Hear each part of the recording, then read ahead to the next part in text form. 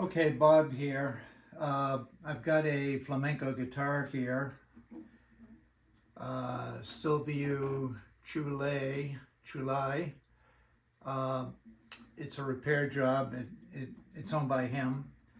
And I had to do a bunch of things. I had to fix some top cracks and some back cracks, which I have. And I also have to put in tuning pegs, planetary tuning pegs. In any case, right now I'm doing some French polishing to the back here, and I've got the camera set quite wide so you can see sort of what I'm doing here. The first step after cleating the cracks up here, I have a big crack. It's about, I don't know, 5 to 6 inches long. And I put 3 wooden cleats inside, round wooden cleats made out of cypress. They're just over 1 millimeter thick. And I centered them on the crack and glued them inside. After I finished that and I started to do the super glue fill, which what I use is Zap Thin Super Glue, CA. And I put it on the crack and I sort of let it wick into whatever's left over. And then I usually take a toothpick and kind of spread it out over the crack. It seeps into what's left. It's basically used as a filler. And I build it up a little bit. Any excess, I take a paper towel and I just kind of, clean it up along the edges of the crack. So I only have super glue on the crack. At which point, after it dries, I wet sand it with some tiny little blocks here. Not sure you can see these in the camera, but I've got these little wooden blocks and little pieces of very fine sandpaper from 400 grit all the way up to 2000.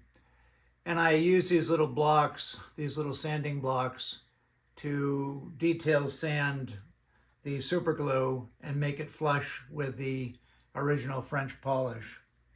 Okay, so I've done all that, and after that's all done, I wet sand when I'm done with oil. I use a mineral oil to do that. And it's the same oil I use to French polish. Anyway, there are a zillion ways to French polish. This is a method that I've developed, my own little method. And you're only going to see a little bit of it here. But I've been doing it for 25 years. I got pretty good at it. Anyway, so there's after the filling with the super glue and then leveling the crack, the super glue on the crack, leveling it with the various grades of sandpaper and small sanding block. I also will sort of blend out that sanding. I'll use 800, 1200, and 2000. And I will kind of spot sand and then bloom it out to blend it, okay? And after that's all done, I was working on this the other day and I noticed another crack down here on the back. And I thought, oh great, I've got another crack to repair. So I looked inside and somebody had reached in the sound hole and put some hide glue on their fingers and smeared it all over the crack inside, which kind of stinks because I would have cleated it and then done the rest of it that I do with the super glue, wet sanding, and then filling with pumice and shellac.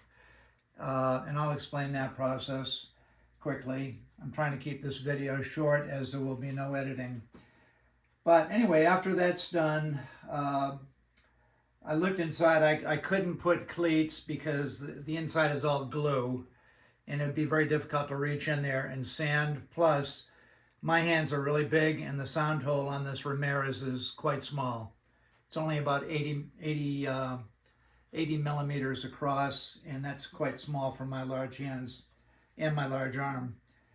I can get in so far, but to get way down here is difficult to sand. So I filled it with super glue.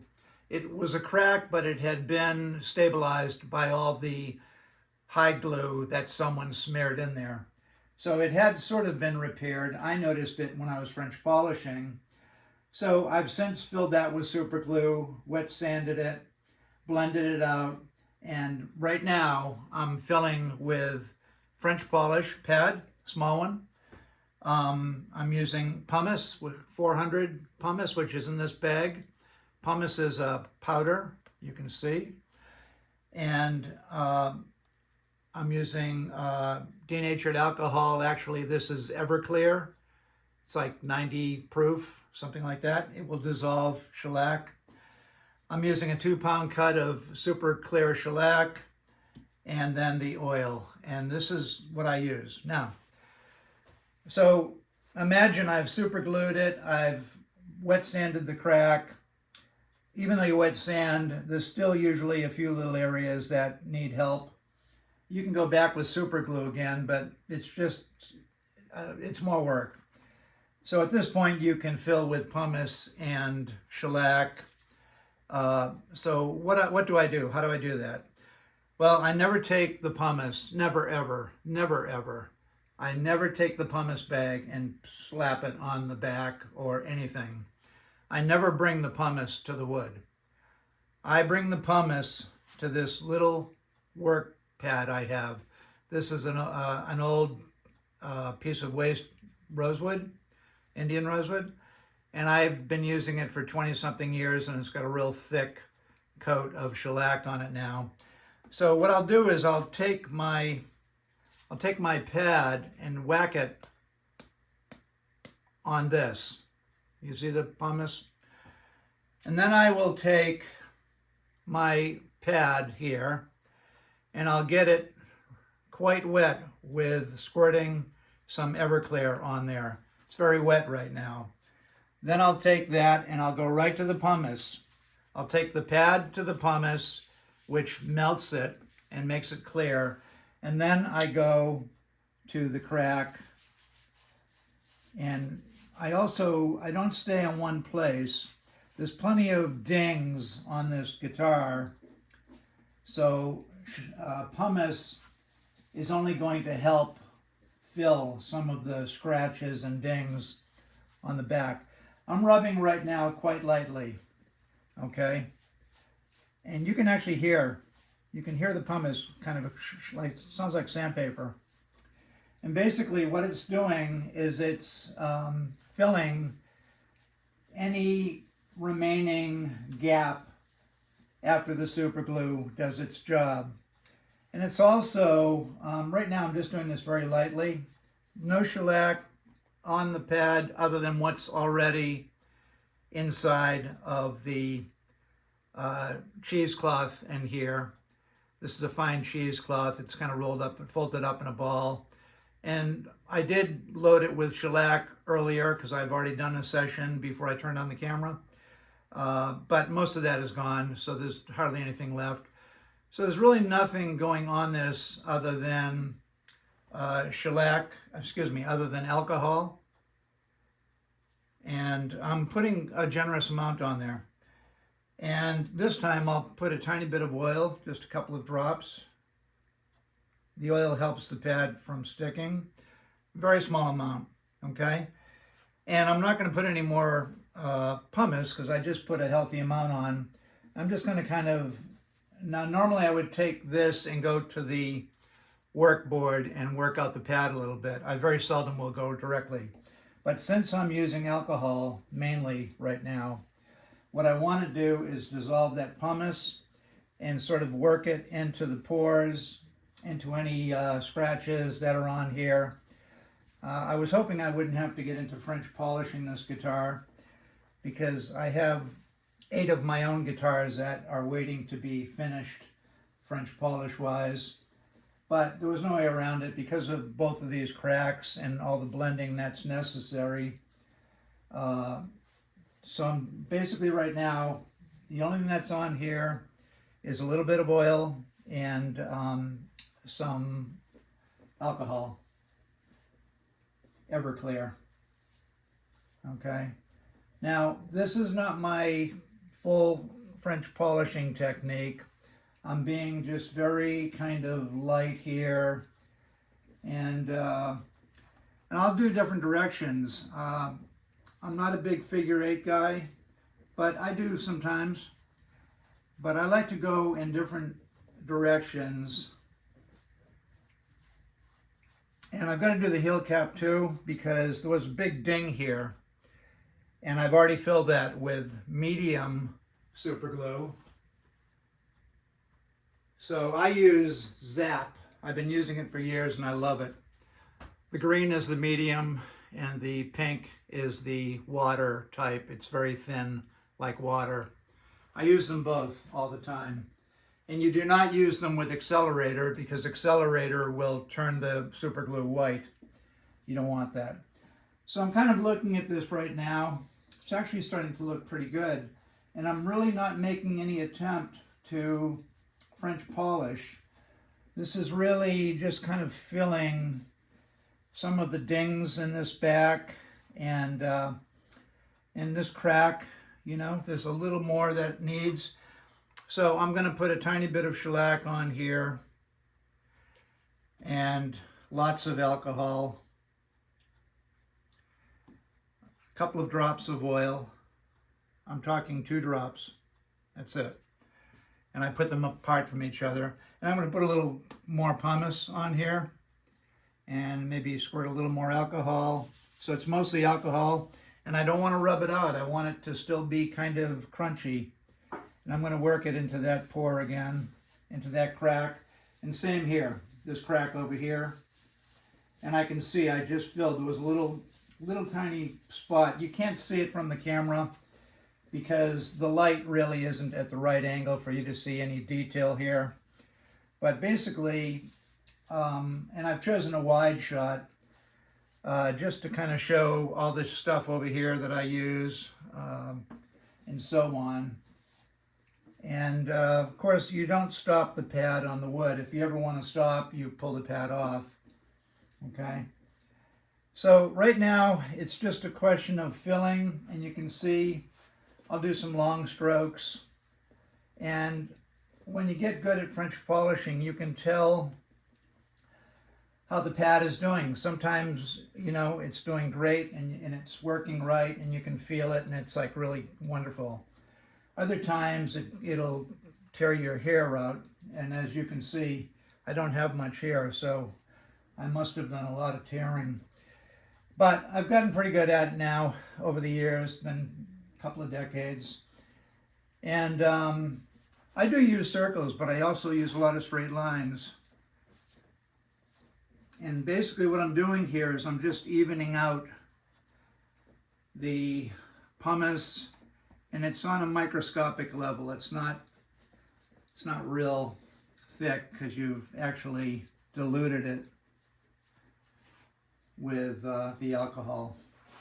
So I'm really just looking at this crack. I don't know if you can see it. It's not super shiny yet, but this is the filling stage, okay? And this is not even the bodying stage. This is just filling. And I'm going to look at it, and you know, I'm pretty good with that crack now. And this one I can't even see anymore, so that's looking good. All right, so at this point, I'm going to switch over to a bigger pad. This is just a little localized pad, okay? I'm going to pull out a slightly bigger one. This is a slightly bigger pad, and got a wonderful smell of alcohol, if you like that sort of thing. I'm going to take my cover, and I'm going to take my filler. This is the cheesecloth. And I'm going to do a little French polishing here. So I'm going to squirt some polish into the cheesecloth, and then I'm going to put about an equal amount of alcohol. I don't want to make it too wet, but it has to be wet enough to be able to squeeze a little bit as you're distributing your pressure. And then the next thing, once it feels good in my hand, I'm going to give it a whack on the back of my hand to see how wet it is. And it's pretty good. It's a good wetness right now. So the next thing I'm going to do is put 3 drops, because it's a bigger pad. You can't see it. There's 1. There's almost 2. Come on. There. And there's 3. I put it in like the shape of a triangle. Now I'll go to this board and I'll rub it out a little bit, just to sort of distribute the solution. Now I'll go to the guitar.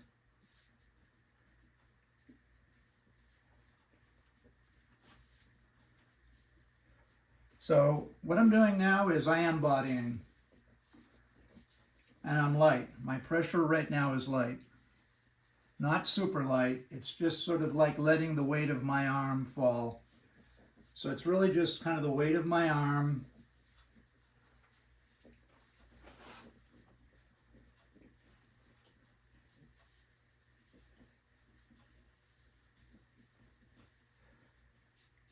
Okay, so as I'm bodying, I check progress, and I'm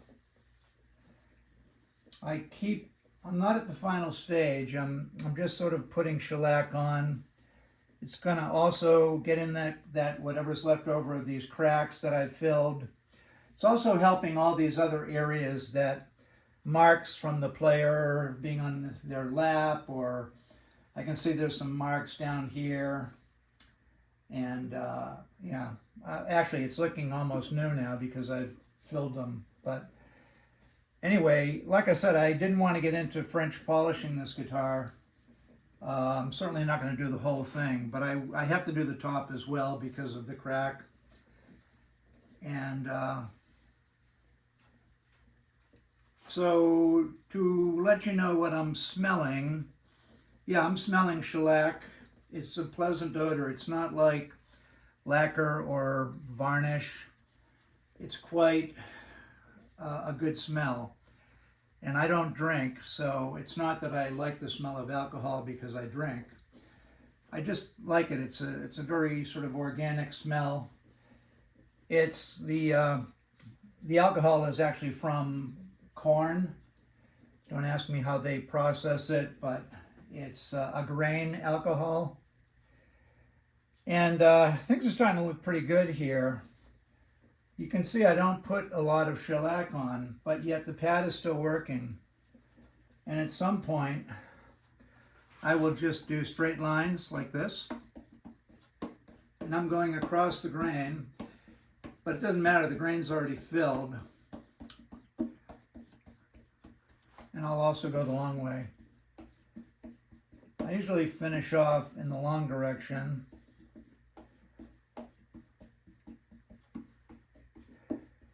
Someday I'll do a film on French polishing the rest of the guitar because the flat surfaces are easy.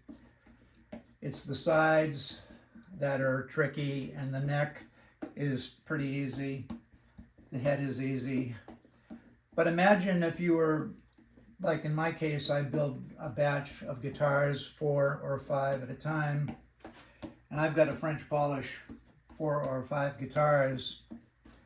It's a lot of work. It takes at least 3 months. I think you can start to see this back is looking pretty good. But really, this is all about, I didn't do this because it needed to be French polished, although it's certainly making it much better. I did it because I had a serious back crack here, and then I discovered another back crack down here. Both of them are repaired. This one has no cleats. I could put cleats in here, but I'd have to drill micro holes in the crack and pull the cleats through, from the outside to the inside with a first steel string, for a steel string acoustic guitar. I'd use the string, I'd tie it to the cleat and pull it through. And anyway, and that works great. I use a micro drill bit. It's tiny. It's like almost just a little bit thicker than a needle, and like a hat pin. It's even thinner than that. tiny little, and it's just fat enough to get a first E string through. Once I get the E string through, I drill a little hole in the middle of the cleat and tie a knot on the string and put some glue on the cleat and pull it through from the outside and hold it there. I can also use, I have these little wind up things that I can tighten it and have pull pressure on it. When I can put hand pressure, when I can reach inside and use hand pressure, I do that too. Okay, so I'm going to close this out. I don't know if you can see with the reflection of the light, but it's starting to look pretty nice. Now, when I'm done with all of the bodying coats, I'm going to do some to this. Since I'm polishing anyway, it's only going to help those cracks. The cracks are filled now. They're filled with super glue. They're cleated inside with 3 cleats, this crack here. No cleats on this one, but a bunch of smeared high glue inside. And so I'll do a few more bodying sessions, maybe 4, 5. I'll build up the shellac, a bit, and then I'll wet sand. I usually use a felt block with some very fine paper. Maybe I'll start at 1200, depending if I have any ridges from polishing. But if I have a really nice, like right now, the polish is quite nice. So I could start with 800, maybe 1200. And I'll literally, with oil, I'll wet sand. And what that does is it flattens out the finish even more. And I'll do that once or twice. And after I do it, I'll put another patting session and just a little tiny bit of shellac, mostly alcohol, and just keep polishing, and it keeps getting shinier and shinier.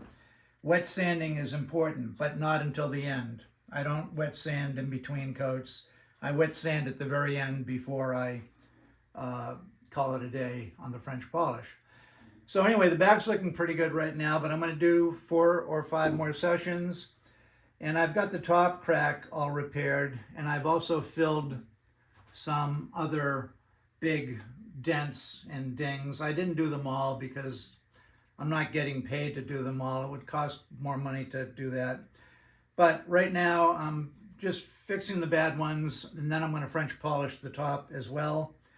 I'll clean it first with a damp paper towel and maybe a little tiny bit of soap on it, like dishwashing liquid, what is it called, Dawn. And I'll just make a tiny little soapy dish, and I'll take a paper towel, fold it into squares, and then I'll just clean the top before I French polish. I'll dry it all with a paper towel, blow it off with a hair dryer just to make sure everything's dry, and then I'll start to do some polishing to it. Now this guitar is almost done, and the only other thing I have to do is install the planetary gears by Wittner. Silvio decided on Wittner tuners, so I have to put those in. And I actually made a couple of little guides here so that when I do my final reaming on the head, my reamer will be very nice and straight going into the holes. I'll clamp this on the head. That's why I have this little section here. I'll clamp it onto the head and protect the head with some scrap pieces of wood.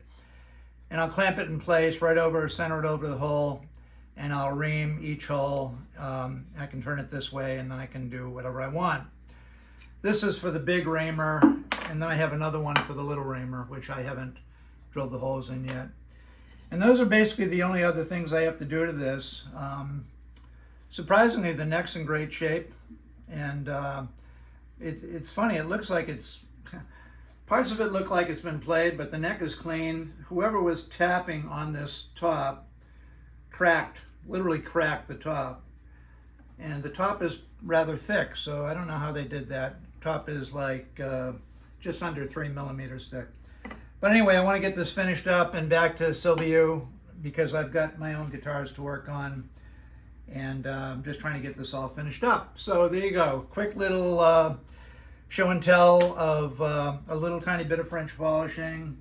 And it looks pretty good at this moment, but there's more to do. and everything's filled now though, so that looks great. And now it's time to finish watching the Puppy Bowl, and then we got the Super Bowl tonight. So signing out, Bob Desmond. This is Sunday, the 11th of February, 2024. Okay, take care now.